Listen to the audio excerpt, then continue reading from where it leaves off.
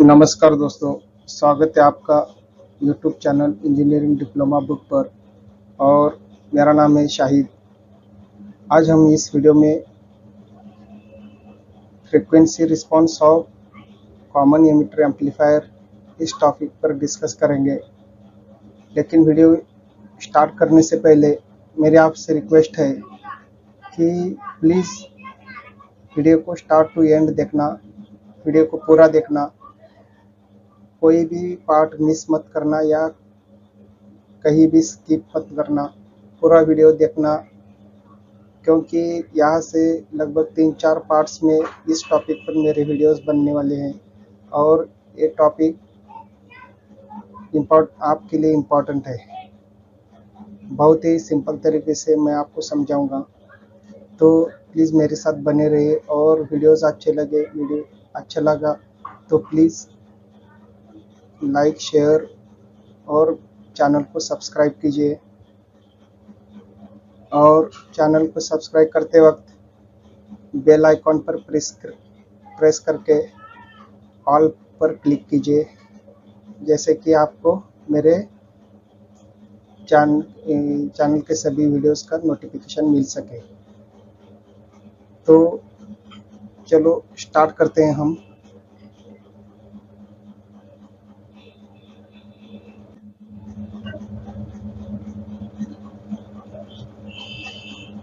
अभी हम बेसिक से स्टार्ट करेंगे, थोड़ा इंट्रोडक्टरी पार्ट देखेंगे और उसके बाद इस वीडियो में हम इंट्रोडक्टरी पार्ट और उसके साथ ही साथ क्यू पॉइंट, डीसी बायस का क्यू पॉइंट, इसके बारे में डिस्कस करेंगे।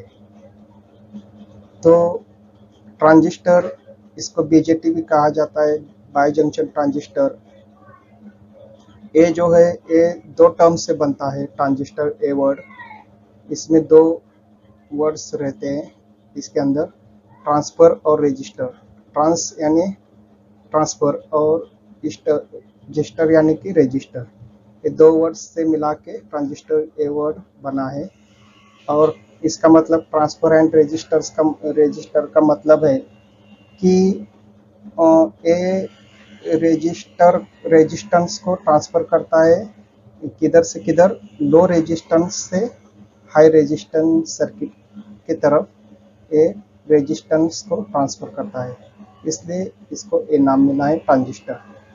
इसको ही बीजेटी कहते हैं, बाई जंक्शन ट्रांजिस्टर। और ये टू टाइप्स के रहते हैं, एनपीएन और पीएनपी। लेकिन एनपीएन टाइप का ट्रांजिस्टर ये मोस्टली यूज होता है और कॉमनली यूज होता है। तो ये बीजेटी यानी कि ट्रांजिस्टर्स ये 3 रीजन्स में ऑपरेट होते हैं। एक तो कट ऑफ, सैचुरेशन और एक्टिव। वैसे देखा जाए तो कट ऑफ में तो ये ऑफ ही रहता है, यानी कि सर्किट में से पूरा ओपन रहता है। इसके कारण इसमें से करंट जो है वो फ्लो नहीं होता, और जो कुछ भी करंट फ्लो होता है इसमें से, ट्रांजिस्टर में से, बीजेटी में से, वो एक लीकेज करंट के स्वरूप में फ्लो होता है, जो कि कलेक्टर से एमिटर की तरफ फ्लो होता है। जबकि बेस ओपन, आईसीईओ, ये लीकेज करंट, आईसीईओ का मतलब current flows from collector to emitter with base when base open. तो ये मेन करंट नहीं रहता, ये सिर्फ लीकेज करंट है।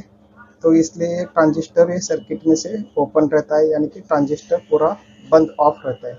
अभी कट ऑफ रीजन में, अभी सैचुरेशन रीजन में क्या रहता है कि बायसिंग कंडीशंस, बायसिंग और कॉन्फ़िगरेशंस जैसे भी हो, लेकिन इसमें क्या रहता है कि दोनों भी जो दो जंक्शन होते हैं ट्रांजिस्टर में, एक बेस एमिटर वाला और एक बेस कलेक्टर वाला।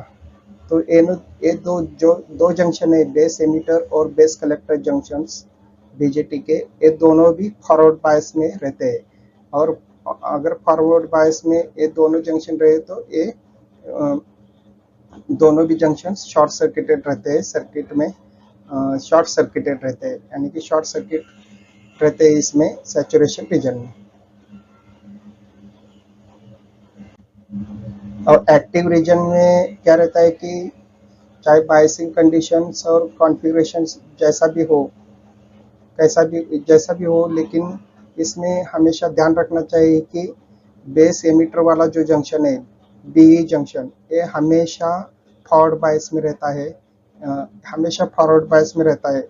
और जो बेस कलेक्टर वाला जंक्शन यानी कि BEC junction, base collector junction, ये हमेशा रिवर्स बायस में रहता है एक्टिव रीजन में। और सैचुरेशन में दोनों भी फॉरवर्ड थे, लेकिन एक्टिव में क्या है कि उसमें से बेस एमिटर वाला तो फॉरवर्ड में रहता है, लेकिन बेस कलेक्टर वाला जो फॉरवर्ड में था, अब एक्टिव रीजन में वो क्या रहता है, रिवर्स बायस में रहता है बेस कलेक्टर जंक्शन। और इसलिए बेस एमिटर जंक्शन इसमें शॉर्टेड रहता है, जबकि बेस कलेक्टर जंक्शन ए ओपन सर्किटेड रहता है इसमें एक्टिव रीजन में। अब और इसलिए जो इसमें एक्टिव रीजन में जो एम्पलीफायर का ऑपरेशन है, एम्पलीफिकेशन का, वो इस रीजन में ही हो पाता है, और इसमें ही हमको एक एप्रोप्रिएट आउटपुट वोल्टेज भी मिलता है और वोल्टेज गेन भी अच्छी तरीके से इस एक्टिव रीजन में ही मिलता है। और अगर हम in case of common emitter amplifier की बात करें तो इसमें कॉमन एमिटर एम्पलीफायर में दो फैक्टर्स को हमको एक डिसाइड करना पड़ता है, और जिससे कि हमको एक अच्छा stable, maximum stable voltage gain मिल सके और अच्छा एक आउटपुट वोल्टेज मिल सके। उसमें से पहला पॉइंट तो है, ये लगभग सभी कॉमन रहता है, डीसी ऑपरेटिंग पॉइंट बोलते हैं उसको, या फिर क्यूसेंट पॉइंट, या फिर क्यू पॉइंट, या फिर सिंपली ऑपरेटिंग पॉइंट बोलते हैं, जो कि डीसी बायस ट्रांजिस्टर को ऑन करने के लिए डीसी बायस की ज़रूरत होती है, उसके लिए ये ऑपरेट क्यू पॉइंट की ज़रूरत होती है, जिससे कि हम अगर ये क्यू पॉइंट निकाले तो हमको आउटपुट में डिस्टॉर्शन नहीं मिलेगा, यानी कि डिस्टॉर्टेड जो आउटपुट सिग्नल हमको जो मिलेगा, तो अगर हम क्यू पॉइंट के साथ डीसी बायस करेंगे तो आउटपुट में वो आउटपुट में का जो डिस्टॉर्शन है वो निकल चुका होगा, यानी कि विदाउट डिस्टॉर्शन हमको एक अच्छा आउटपुट वोल्टेज मिल सकेगा, और एक अच्छा उसके लिए एक अच्छा मैक्सिमम एक स्टेबल वोल्टेज गेन भी हमको मिल सकता है। और एक इसमें एक फैक्टर ऐड होता है जो कि हमको सेट करना पड़ता है। एक क्यू पॉइंट सेट करने के बाद हमको और एक पॉइंट सेट करना पड़ता है, वो है इनपुट सिग्नल का जो फ्रीक्वेंसी रहता है, जो हम बीजेटी को देने वाले हैं, वो फ्रीक्वेंसी का भी हमको इसमें सेटिंग करना पड़ता है, जो कि फ्रीक्वेंसी एक मिड वैल्यू रेंज, उसकी जो रेंज है मिड वैल्यू यानी कि मीडियम वैल्यू रहनी चाहिए, ज़्यादा यानी कि लो भी नहीं रहनी चाहिए और हाई भी रहनी चाहिए, एक मिड वैल्यू वो निकालना पड़ता है फ्रीक्वेंसी का, इनपुट सिग्नल की फ्रीक्वेंसी का। तो एक एडिशनल फैक्टर इसमें हमको निकालना पड़ता है। जबकि कॉमन बेस और कॉमन कलेक्टर के बारे, in case of common emitter, common collector और कॉमन बेस, तो ये फैक्टर नहीं रहता, यानी कि इसकी फ्रीक्वेंसी निकालने की उसमें ज़रूरत नहीं रहती इनपुट सिग्नल की। तो हम इस वीडियो में सिर्फ आप ये क्यू पॉइंट कैसा निकालते हैं उसके बारे में डिस्कस करेंगे, और उसके बाद जो आने वाला वीडियो है उसमें हम इनपुट सिग्नल का जो फ्रीक्वेंसी है वो लो और हाई फ्रीक्वेंसी कैसा ट्रांजिस्टर वर्क करता है, जब इस सिचुएशन में हमको जो मिड वैल्यू फ्रीक्वेंसी है वो कैसे निकालते हैं वो भी डिस्कस करेंगे इसके बाद आने वाले वीडियो में। तो ये कॉमन एमिटर का एक सर्किट है, हम कैसे भी इसको ड्रॉ कर सकते हैं। मैंने इस तरीके से ड्रॉ किया है। इसमें मैंने जो वोल्टेज मैंने वोल्टेज डिवाइडर नेटवर्क लिया है डीसी बायसिंग के लिए, और यहाँ पे देख सकते हैं R1 R2 ये वोल्टेज डिवाइडर नेटवर्क है, और C1 एक और C2 एक कपलिंग कैपेसिटर है, जो कि इनपुट को एम्पलीफायर से और आउटपुट को एम्पलीफायर से जोड़ने का काम करते हैं। C1 C2 C जो है ये एमिटर बाईपास कैपेसिटर है, जो RE को शंट प्रदान करता है, शंट प्रोवाइड करता है। RCA कलेक्ट रजिस्टर और RLA लोड है, इसके अक्रॉस हमको वोल्टेज आउटपुट वोल्टेज लेना पड़ता है कलेक्टर के टर्मिनल से। तो ये कॉमन इमिटर एम्पलीफायर का एक सर्किटरी है। प्लस VC से DC सप्लाई, DC बायसिंग के लिए, और VS AC सिग्नल, हम AC इनपुट देते हैं, ये सिग्नल सोर्स है। यस, अभी input characteristic of C amplifier, इसमें अभी इसमें क्या रहता है कि एक एक्सपेरिमेंटल सेटअप करना पड़ता है। इसके लिए इनपुट और आउटपुट कैरेक्टरिस्टिक सी एम्पलीफायर का इनपुट और आउटपुट कैरेक्टरिस्टिक निकालने के लिए हमको एक एक्सपेरिमेंटल सेटअप की ज़रूरत पड़ती है, जो कि इनपुट साइड और आउटपुट साइड दोनों तरफ हम सप्लाई लगाते हैं और दोनों तरफ वोल्टेज डिवाइडर नेटवर्क से हम वोल्टेज या करंट की वैल्यू कांस्टेंट सेट करके कांस्टेंट रख सकते हैं। अभी इसमें इनपुट कैरेक्टरिस्टिक में क्या है कि ये 4 पैरामीटर इसमें हम कंसीडर करते हैं इनपुट और आउटपुट कैरेक्टरिस्टिक के बारे में। तो इसमें से इनपुट करंट और इनपुट वोल्टेज, साथ ही साथ आउटपुट करंट और आउटपुट वोल्टेज। तो इनपुट कैरेक्टरिस्टिक में क्या होता है कि इसका जो ग्राफ है वो input voltage versus input current, base to emitter voltage input voltage रहता है और बेस करंट इनपुट करंट रहता है। वो इनका ग्राफ निकालते हैं जब हम आउटपुट जो वोल्टेज रहता है वो हमको उसके लिए आउटपुट वोल्टेज एक से वैल्यू पर सेट करके कांस्टेंट रखते हैं। आउटपुट कैरेक्टरिस्टिक के बारे में सेम वैसे ही output voltage versus output current का हम ग्राफ लेते हैं और बेस करंट जो इनपुट करंट है उसको हम एक पर्टिकुलर वैल्यू पर सेट करके कांस्टेंट रखते हैं। अभी यहाँ पे भी जो आउटपुट वोल्टेज है यहाँ पे सेट किया है, इनिशियली 0 पर सेट किया, इनिशियली 0 रहा। तो अगर हम इनपुट वोल्टेज यानी कि VB VC 0 रखा तो हम अभी में आउटपुट कर वोल्टेज VC है और आउटपुट वोल्टेज है VC और इनपुट वोल्टेज है VB है और इनपुट करंट जो IB है। तो VC हम इनिशियली 0 रखा और कांस्टेंट वहाँ पे कांस्टेंट सेट करके कांस्टेंट रखा। तो धीरे धीरे हमने क्या किया, VB बढ़ाया। जब VB एक पर्टिकुलर वैल्यू यहाँ पे 0.5 तक पहुँचा वोल्ट्स तक, तो यहाँ से non linearly base current increase होना स्टार्ट हो गया है। इनिशियली ये नॉन लीनियर रहता है, लेकिन बाद में से धीरे धीरे लीनियरली बढ़ता है, इंक्रीज होता है। जैसे जैसे हम VB बढ़ाते हैं वैसे वैसे IB भी लीनियरली बढ़ता है। फिर हम क्या करते हैं, तो बाद में से वापस हम अलग वैल्यू पर सेट करते हैं। VC 1 वोल्ट यहाँ पे दिखा है, 1 वोल्ट पर सेट किया। तो बाद अभी ये बढ़ा हुआ जो VB है पहले 0 करते हैं और बाद में से VC को 1 वोल्ट पर सेट करने के बाद वहाँ पे कांस्टेंट रखते हैं और VB धीरे धीरे बढ़ाना चालू करते हैं। अभी ये थोड़ा सा 0.5 के आगे तक पहुँचा VB, तो उसके बाद initially IB non linearly increase होता है और बाद में से लीनियरली ये जैसा जैसे VB इंक्रीज होगा वैसे वैसे इंक्रीज होता है।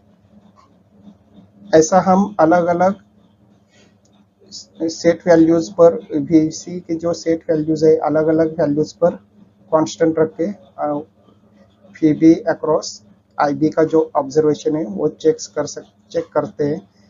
कहा तो हमको एक लीनियर पोर्शन मिलता है, यहाँ पे दिखा है कि VC is equal to 2 volts पर यहाँ पे एक लीनियर पोर्शन मिला, जहाँ पे VB के साथ साथ IB भी, जैसे जैसे VB चेंज होता है वैसे वैसे IB भी लीनियरली चेंज होता है। एक लीनियर पोर्शन मिलता है, वहाँ पे मिडल पे हमने Q पॉइंट लिया।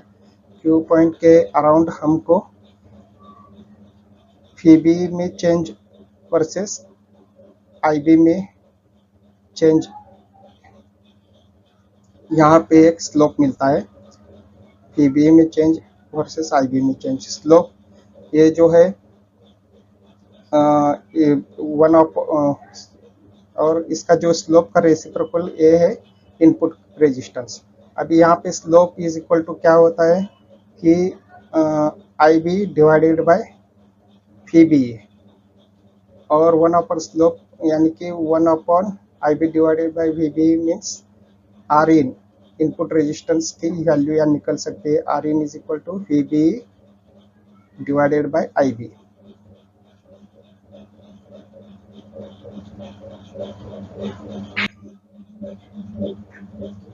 वही सेम दिखा है।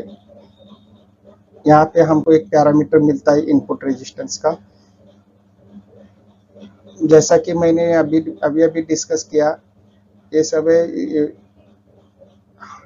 हमको इनपुट और आउटपुट कैरेक्टरिस्टिक्स को अब निकालने के लिए हमको एक्सपेरिमेंट से सेटअप करना पड़ता है। जैसा कि मैंने बताया, उस एक्सपेरिमेंट के तहत हमको VC एक सर्टेन वैल्यू पर सेट करना पड़ता है और कांस्टेंट रखना पड़ता है कि, और बाद में से हमको एक ऑब्जर्वेशन करना पड़ता है VB के अकॉर्डिंग, VB के चेंजेस के अकॉर्डिंग कैसे कैसे IB में चेंजेस आते हैं, और बाद में से VC को एक अलग अनदर कन्वीनियंट वैल्यू पर सेट करके कांस्टेंट किया जाता है, और VB के साथ साथ IB कैसे वैल्यू होता है इसका ऑब्जर्वेशन करते हैं, और ये प्रोसीजर अलग अलग VC के वैल्यूज के लिए रिपीट किया जाता है।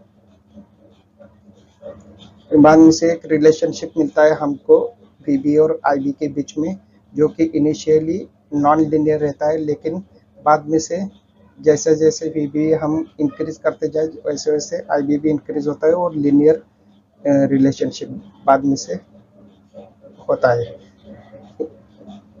लीनियर पोर्शन को हमको एक स्लोप मिलता है, और उस स्लोप का रेसिप्रोकल से हमको इनपुट रेजिस्टेंस मिलता है, और इनपुट रेजिस्टेंस की वैल्यू यहाँ है R in is equal to delta VB divided by delta IB। जहाँ लीनियर पोर्शन होता है वहाँ पे हमको एक इनपुट रेजिस्टेंस की वैल्यू मिलती है कि change in input voltage divided by change in input current, delta VB divided by delta IB। और इनिशियल वैल्यू यानी कि पहले जो स्टार्टिंग में जो वैल्यू इनपुट रेजिस्टेंस की रहती है वो 4K रहती है, इतनी हाई रहती है 4K ओम, और बाद में से लीनियर पार्ट में उसकी वैल्यू रिड्यूस होके 600 ओम्स तक नीचे आती है लीनियर कर्व के लीनियर पार्ट में। ये आउटपुट कैरेक्टरिस्टिक्स है कॉमन इमिटर एम्पलीफायर का, यहाँ पे आप देख सकते हैं। तो ये इम्पॉर्टेंट है आउटपुट कैरेक्टरिस्टिक, जैसा कि 3 रीजन्स मैंने बताया। कट ऑफ रीजन, इसमें जो IB करंट यानी कि इनपुट करंट जो है वो 0 रहता है, लेकिन जो भी करंट ICEO यानी कि लीकेज करंट जो ट्रांजिस्टर्स में फ्लो का होता है, उसके कारण ये दिखा है कि कुछ तो ICEO के कारण थोड़ा सा लीकेज करंट ट्रांजिस्टर में रहता है, लीकेज करंट रहता है ट्रांजिस्टर के अंदर, लेकिन मेन करंट तो नहीं रहता है, इसलिए ट्रांजिस्टर पूरा बंद रहता है कट ऑफ रीजन में। और उसके अलग सी सिचुएशन सैचुरेशन रीजन में रहता है। यहाँ पे हम देख सकते हैं कि यहाँ पे जो है,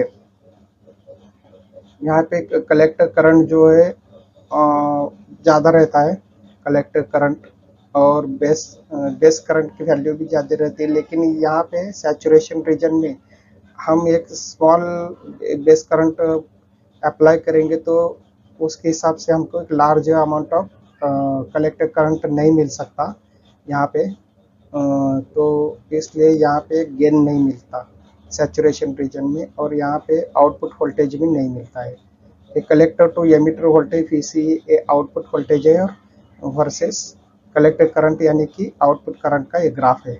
और ये बेस करंट यानी इनपुट करंट के अलग अलग वैल्यूज को हम बेस करंट सेट करते हैं और कांस्टेंट रखते हैं, और हम VC वर्सेस आईसी का ऑब्जर्वेशन करते हैं। तो इनिशियली तो ये आईबी 0 पर रखा है और हमने देखा कि collector current very small amount में रहता है, इसके जो मेन करंट नहीं रहता, इसके कारण ट्रांजिस्टर कट ऑफ रीजन में होता है। हम आईबी की वैल्यू और यहाँ पे कैसे वीसी की वैल्यू लगातार बढ़ती रहती है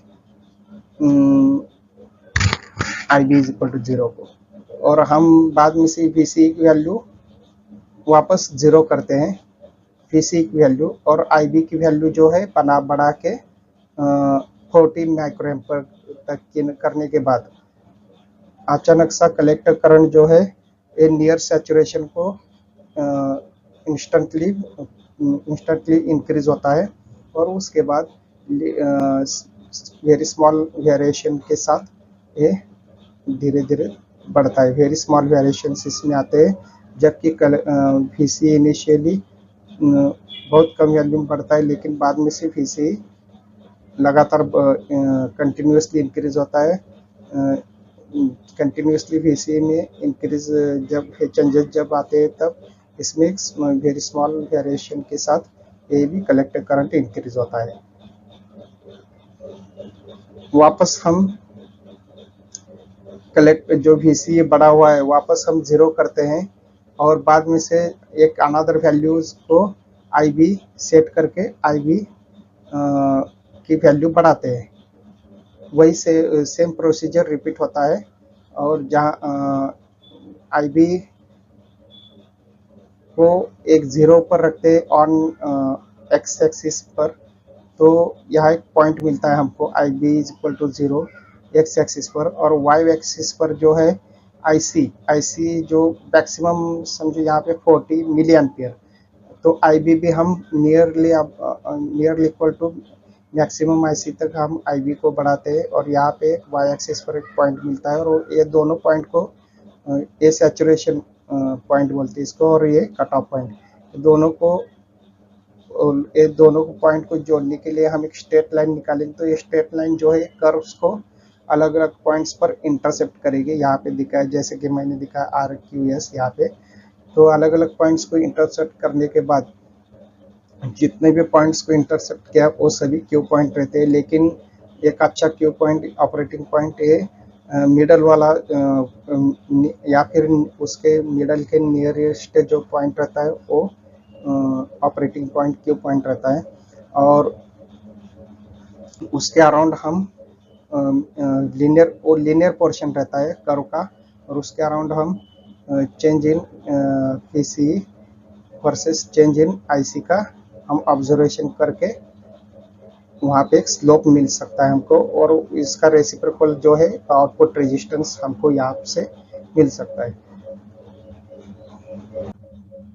सेम दिखाया है, और अगर वीसी कुछ एक सर्टेन लिमिट के बाद अगर वीसी बढ़ाते हैं तो अचानक सा आईसी सडनली इंक्रीज होके आईसी ट्रिमेंडस अमाउंट में ट्रांजिस्टर में से फ्लो करेगा, तो इसके लिए एक ब्रेकडाउन का इसे एवलांच ब्रेकडाउन बोलते हैं।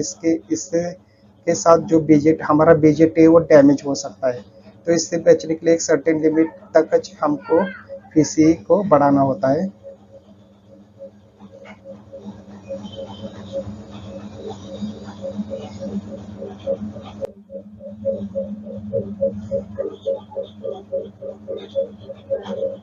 इसमें इस ग्राफ में दिखा है कि कैसे वीसी के साथ साथ आईसी भी वेरी होता है, जबकि बेस करंट हमने कांस्टेंट रखा।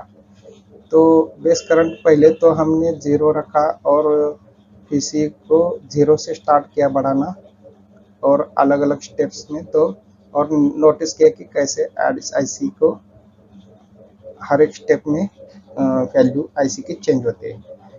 बाद में से वीसी हम 0 करते हैं और आईबी को इंक्रीज करते हैं, अलग वैल्यू के साथ इंक्रीज करके अलग वैल्यू पर सेट करके कांस्टेंट रख के आईबी की वैल्यू अनदर वैल्यू को आईबी की वैल्यू सेट करते हैं और कांस्टेंट रखते हैं, और वीसी पहले उसके लिए 0 करते हैं। तो देखते हैं कि कैसे वीसी के साथ साथ आईसी स्मॉल वेरिएशंस में बढ़ता है, और यही प्रोसीजर हम रिपीट करते हैं। तो इस तरह हमको एक अलग अलग कर्व्स, जो अलग अलग आईबी वैल्यूज पर सेट किया हुआ अलग अलग कर्व्स हमको मिलता है। जब आईबी 0 होता है तो पहले तो करंट बीजेटी में से कोई भी करंट नहीं बहता। जो भी करंट बीजेटी में से फ्लो होता है वो लीकेज करंट होता है, आईसीईओ, और लेकिन मेन करंट तो नहीं फ्लो होता है। इसके कारण हम कह सकते हैं कि ट्रांजिस्टर कट ऑफ में है। और जब बेस करंट जो है, बेस करंट कलेक्टर करंट के nearly equal to IC max, collector current के जो मैक्सिमम वैल्यू है वहाँ तक हमने इंक्रीज किया तो एक वाई एक्सिस पर एक हमको पॉइंट मिलता है। और वहाँ पे क्या होता है कि स्मॉल अमाउंट ऑफ आई, वो पॉइंट पर क्या होता है कि हम small amount of I base current जो है वो large amount of collector current produce नहीं कर सकता। तो इसके लिए वहाँ पे हमको एक वोल्टेज गेन नहीं मिलता सैचुरेशन में, और आउटपुट वोल्टेज भी नहीं मिलता, इसके कारण वोल्टेज गेन नहीं मिलता। और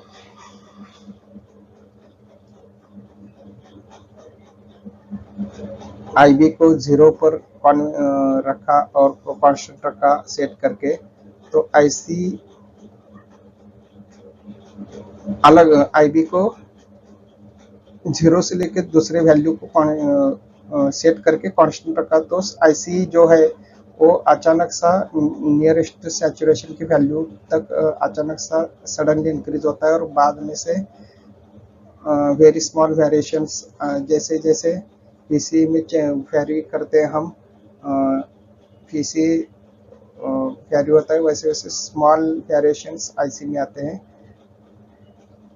कहाँ तक? मैक्सिमम पीसी की वैल्यू तक। और उसके बाद अगर मैक्सिमम वीसी की वैल्यू तक हमने वीसी बढ़ाने की कोशिश की तो large amount of IC flow होता है बीजेटी में से, जिसे कि अवलांच ब्रेकडाउन बोलते हैं, और इसके कारण कलेक्टर बेस जंक्शन ब्रेकडाउन होता है, और उसके कारण बीजेटी डैमेज भी हो सकता है इस लार्ज करंट फ्लो के कारण। इसलिए हमको एक वीसी की वैल्यू मैक्सिमम सर्टेन वैल्यू तक सेट करना पड़ता है, और उसके मैक्सिमम सर्टेन वैल्यू के वैल्यू से उस लिमिट से ज़्यादा नहीं हम उसको बढ़ा सकते। और बाद में से क्या होता है कि वीसी की जो वैल्यू है वो जो पर्टिकुलर आईबी वैल्यू को हमने वीसी की वैल्यू बढ़ाया था वो मैक्सिमम वैल्यू से 0 करते हैं पहले, और बाद में से आईबी को सेट करते हैं अलग अगले कन्वीनियंट वैल्यू को, और वहाँ पे कांस्टेंट रखते हैं, और आईसी के वेरिएशंस को हम ऑब्जर्व करते हैं।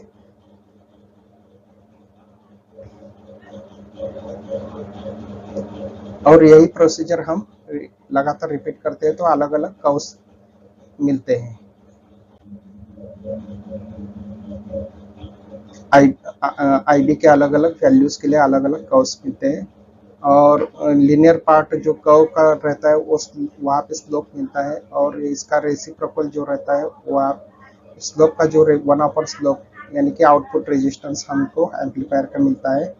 Are out is equal to 1/, slope 1/डेल्टा IC divided by delta VB, so that R out is equal to delta VC divided by delta IC, यानी कि change in output voltage divided by change in output current. ये R out यानी कि output resistance की यहाँ पे value मिलती है। अब एक दो पैरामीटर्स है, जैसा कि डीसी बीटा ए बीटा से बीटा से डिनोट करते हैं, और वो ट्रांजिस्टर का डीसी बीटा ए इस फॉर्मूले से दिया जाता है, beta is equal to IC divided by IB, और IC is equal to beta multiplied by IB.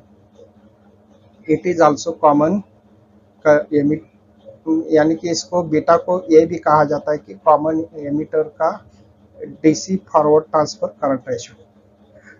ये DC forward transfer current ratio, और इसको इस तरह से लिखते हैं small H H capital F E, इस तरीके से ये पैरामीटर से इसको लिखते हैं।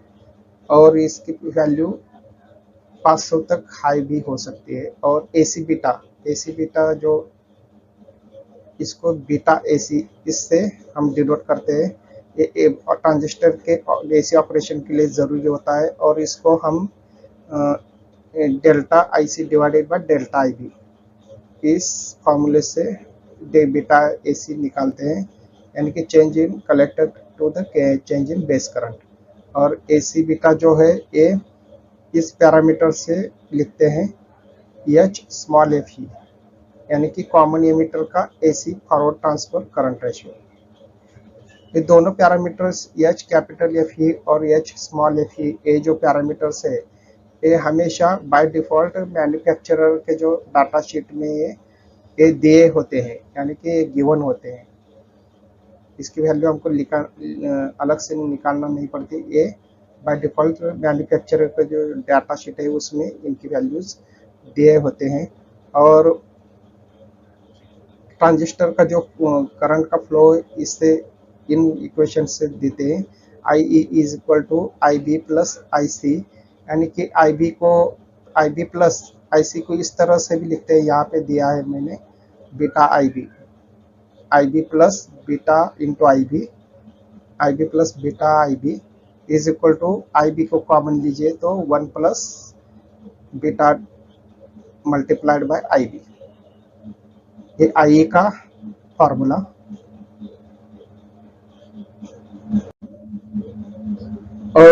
और एक है रिलेशन अल्फा और बीटा के बीच में का रिलेशन क्या है। बीटा ये जो मैंने बताया पहले ही कि बीटा इस फॉर्मूले से बीटा दिया जाता है, beta is equal to IC यानी कि collector current divided by base current divided by IB. और अल्फा की वैल्यू, अल्फा इस इक्वेशन से देते हैं alpha is equal to IC divided by I, यानी कि collector current to the emitter current, collector current divided by emitter current, IC divided by I. Now हम simplify करते हैं इन ये दोनों इक्वेशन को।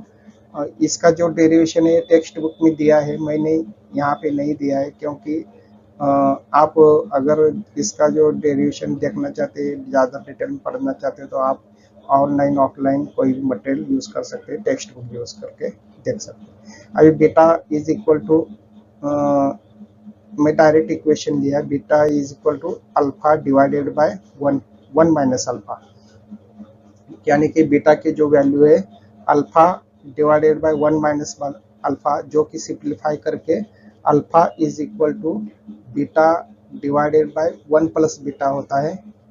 और ये बीटा की value alpha in terms of alpha, beta is equal to alpha divided by 1 minus alpha.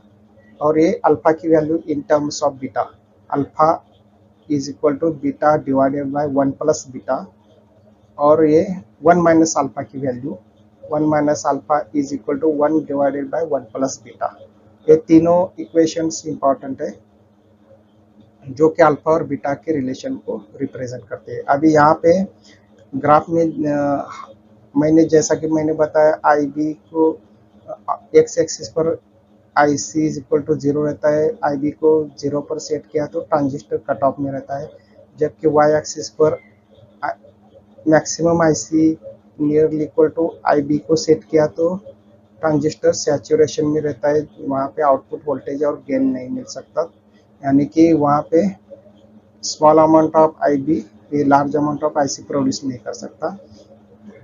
और ये दोनों पॉइंट्स को हम अगर स्ट्रेट लाइन ड्रॉ करेंगे जो दोनों पॉइंट्स को ज्वाइन करके, तो हमको कर्व्स पर अलग अलग लाइन से अलग अलग इंटरसेप्टर पॉइंट मिल जाएंगे, जैसा कि फिगर में दिखा RQS। और उस लाइन को हम डीसी लोड लाइन बोलते हैं। और वो डीसी लोड लाइन पर की मिडल या मिडल के नियर हमको क्यू पॉइंट मिलता है मिडल पोजीशन में, और मिडल लीनियर पोजीशन होता है, लीनियर पोर्शन होता है मिडल में, तो वहाँ पे हमको उसके अराउंड हम इनपुट और आउटपुट रेजिस्टेंस भी निकाल सकते हैं, और वहाँ पे क्यू पॉइंट मिलता है।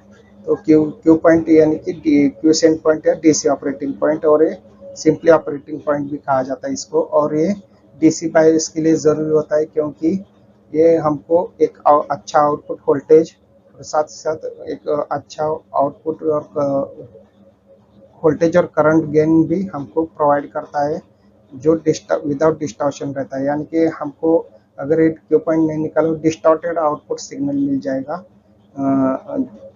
जबकि अगर हम क्यू पॉइंट निकाले डीसी बायस का तो हमको अनडिस्टॉर्टेड यानी कि जो आउटपुट में हमको सिग्नल मिलने वाला है, आउटपुट में जो सिग्नल मिलने वाला है वो उसमें डिस्टॉर्शन नहीं रहेगा।